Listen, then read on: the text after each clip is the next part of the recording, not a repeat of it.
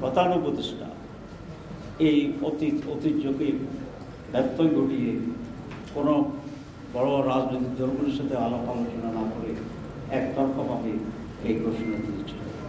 এটা খুবই ভালো হতো তিনি রাজনৈতিক দলগুলোর সাথে আলাপ করে একটা কনফিডেন্সে এলে যদি এই ঘোষণাটি দিতে পারতেন।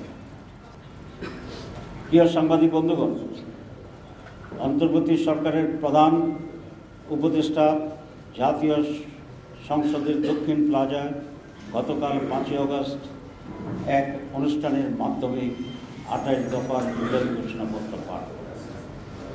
মাননীয় প্রধান উপদেষ্টার এই ঘোষণাপত্র ছিল একটি অপূর্ণাঙ্গ বিবৃতির মতো। এতে গণমানুষের প্রত্যাশার পরিপূর্ণ প্রতিফলন ঘটেনি। ঘোষণাপত্রের দীর্ঘ লড়াই সংগ্রামের কথা বলা হলেও 1947 সালের আজাদিকে উপেক্ষা করা হয়েছে। এতে ফিলকানা হত্যাকাণ্ড, শাপলা হত্যাকাণ্ড, 28 অক্টোবরের হত্যাকাণ্ডের উল্লেখ নেই। জুলাই গণঅভ্যুত্থানে আলিম ওলামা, মাদ্রাসা শিক্ষক ও ছাত্র, প্রবাসী ও অনলাইন অ্যাক্টিভিস্টদের ভূমিকার কথা উল্লেখ নেই, যা ইতিহাসের প্রতি অবিচার ও অবহেলা ছাড়া আর কিছু নয়। জুলাই অভ্যুত্থানের টার্নিং পয়েন্ট ছিল 9 দফা, যা পরবর্তীতে 1 দফায় রূপান্তরিত হয়েছিল। সেই বিষয়টিও ঘোষণাপত্রে এড়িয়ে যাওয়া হয়েছে। প্রিয় সাংবাদিক বন্ধুগণ, জুলাই গণঅভ্যুত্থানের প্রধান আকাঙ্ক্ষা ছিল রাষ্ট্র সংস্কার। এই জন্য 6টি কমিশন গঠন এবং জাতীয় ঐক্যমত্য কমিশনের সাথে 2 পর্বের 2 মাসের অধিক কাল যে কার্যক্রম পরিচালিত হয়েছে এবং 19টি বিষয়ে মৌলিকভাবে ঐক্যমত্যের মাধ্যমে জুলাই সনদ প্রণয়নের সিদ্ধান্ত হয়েছে। অথচ প্রধান উপদেষ্টা কর্তৃক গঠিত জুলাই ঘোষণাপত্রে তার কোনো উল্লেখ নেই। ঘোষণা কখন কিভাবে কার্যকর হবে তা উল্লেখ না করে ঘোষণাকে কিছুটা হলেও গুরুত্বহীন করে ফেলা হয়েছে। পরবর্তী সরকারের হাতে বাস্তবায়নের দায়িত্ব দেওয়ায় হাজার হাজার মানুষের আত্মত্যাগ, রক্তের বিনিময়ে অর্জিত জুলাই চেতনা ও আশাকাঙ্ক্ষা। বাংলাদেশ জামায়াত ইসলাম গণঅভ্যুত্থান পরবর্তী সময় থেকে দেশে গণতান্ত্রিক শাসন ব্যবস্থা ফিরিয়ে আনা ও ইনসাফ ভিত্তিক দুর্নীতিমুক্ত সমাজ গঠনের লক্ষ্যে সংস্কার, গণহত্যার বিচার ও সুষ্ঠু নির্বাচনের দাবি জানিয়ে আসছে। সরকারের প্রধান উপদেষ্টাগত নির্বাচনের যে টাইমলাইন ছিল, জামাত শর্ত সাপেক্ষে এটাকে সমর্থন দিয়ে আসছে শুরু থেকে। আপনারা জানেন, আমাদের মাননীয় আমির জামাত অনেক আগ থেকেই নির্বাচন সম্পর্কে জামাতের স্ট্যান্ড পরিষ্কার করে বলছে। বিশেষ করে 16 এপ্রিল 2025 সালে তিনি স্পষ্টভাবে সাংবাদিকদের সামনে ঘোষণা দিয়েছিলেন যে এই নির্বাচন রোজার আগে ফেব্রুয়ারি মাসে হতে পারলেই সবচেয়ে উত্তম।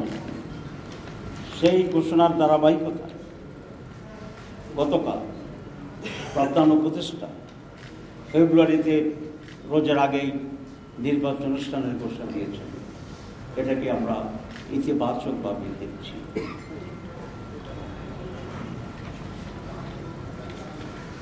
এটা আমরা মনে করি আমির জামাত যে টাইমলাইন দিয়েছিলেন গতকালের প্রধান উপদেষ্টার রমজানের আগে ফেব্রুয়ারিতে নির্বাচন ঘোষণার যে তারিখ ঘোষণা, তার সেই দাবিকেই পূরণ করা হয়েছে।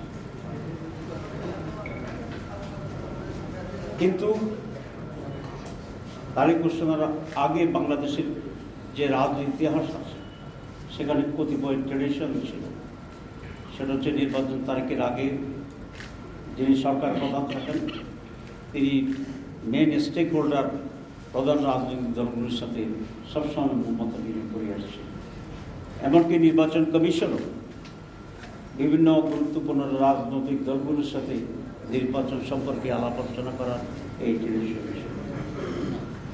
আমরা আশা করি নির্বাচন কমিশন সেই ট্রেডিশন পূরণ করে রাজনৈতিক দলগুলোর সাথে আলোচনা করবেন।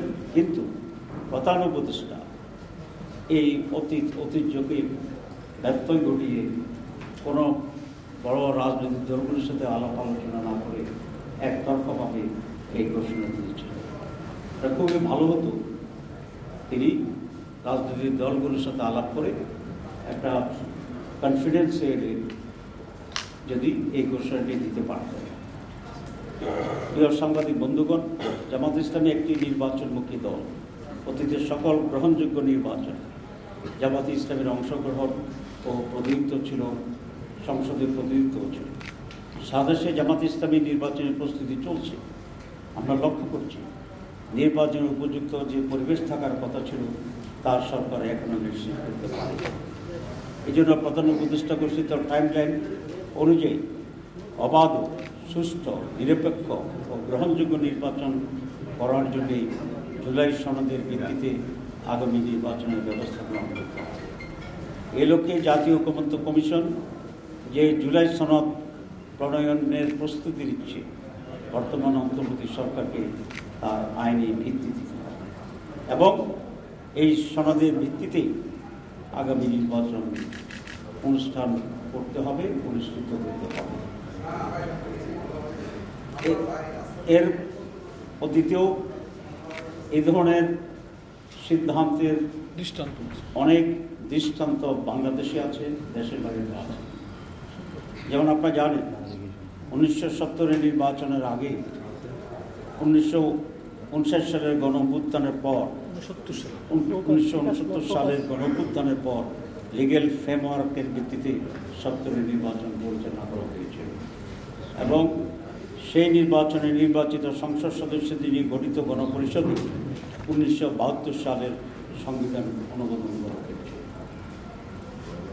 স্বাধীনতা ঘোষণাপত্রের মাধ্যমে 10 মাস মুজিবনগর সরকারের মুক্তিযুদ্ধ পরিচালনা এবং স্বাধীনতার পরবর্তী সরকার গঠনের পূর্ব পর্যন্ত 75 পট পরিবর্তনের পর এবং প্রেসিডেন্ট জিয়াউর রহমান প্রধান সামরিক আইন প্রশাসক হিসেবে দায়িত্বভার গ্রহণ, দেশ পরিচালনা, দল গঠন, সামরিক প্রশাসন থেকে প্রেসিডেন্টের দায়িত্ব গ্রহণ সহ 75 থেকে 79 পর্যন্ত শাসনকালে গণভোট, অধ্যাদেশ জারি এবং এই অধ্যাদেশের মাধ্যমে ক্ষমতায় আরোহণ ও দশ পরিচালনার মতো বৈধতা দিয়েছিল, যা পরবর্তী সংসদ সেটা অনুমোদন করে। আপনি এটা জানেন যে একটা হানা ভোট হয়েছিল জিয়াউর রহমানের সময়, যেখানে 90 বেশি ভোট ফার্স্ট হয়েছিল।